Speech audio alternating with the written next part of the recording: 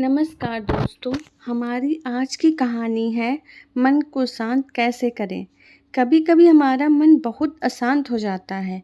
हमें कुछ नहीं समझ में आता है कि हम क्या करें, क्योंकि हम कुछ नहीं समझ पाते कि हमें मन को शांत रखने के लिए क्या करना चाहिए।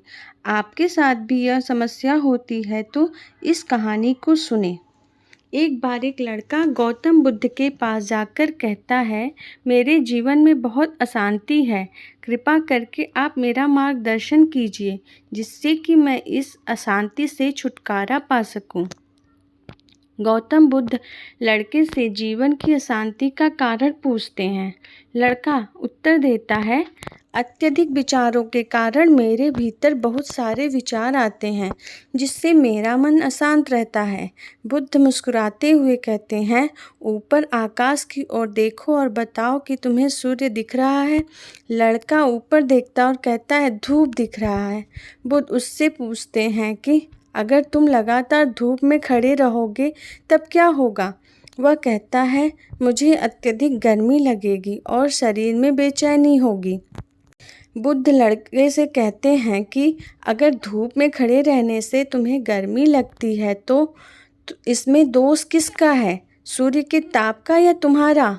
लड़का कुछ सोचने के बाद कहता है, इसका जवाब आप ही बताइए।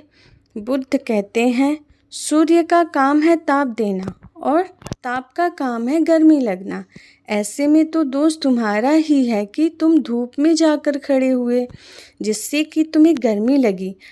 तुम्हें अगर शीतलता चाहिए तो तुम्हें छांव में रहना होगा।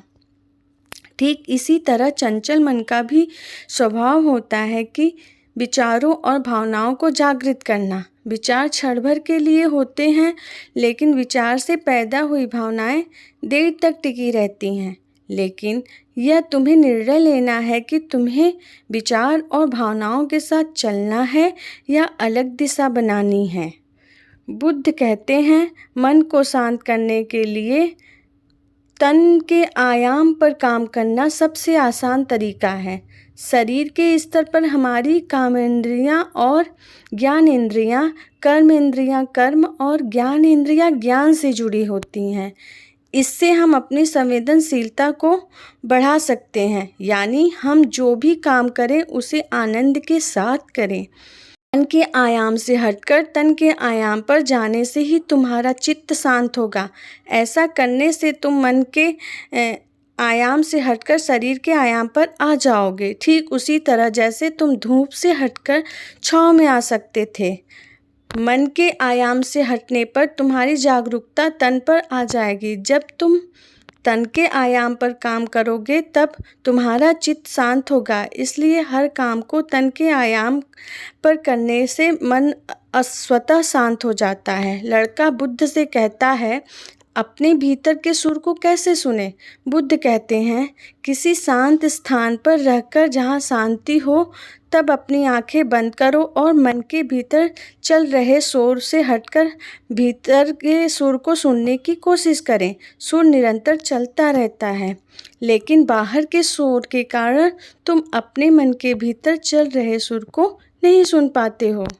जब तुम अपने दोनों कानों को अपने हाथों से बंद कर दोगे तभी मन के सुर को सुन पाओगे।